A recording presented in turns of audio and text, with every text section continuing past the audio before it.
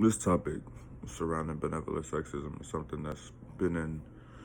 I guess, a topic of conversation, I guess, especially among young people for a little while now, because it's the part of it stems on teetering the line between breaking some of these norms per se that have been in place for years that stem from masculinity kind of taking control of everything and using women as inferior and kind of everything that we've learned from that sense. But like I said, towing the line with still having the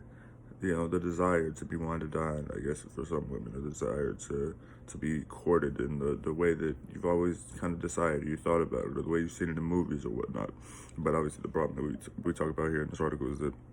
it I guess perpetuates the notion amongst men that women are inferior.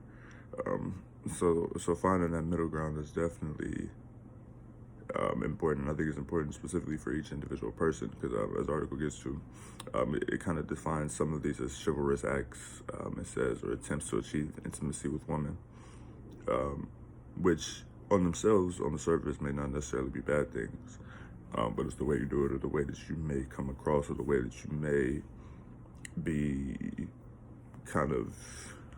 inferring certain things about the roles between yourself and the woman that it is that you're courting that may make these things, or may make this situation more difficult. So like I said, it's a line that you're teetering that makes this very interesting between perpetuating the negative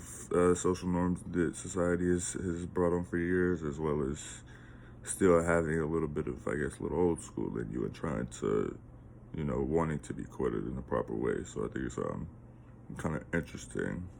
where you can toe the line at it, where everyone can find it for themselves. Personally, I think is where the most important part comes in.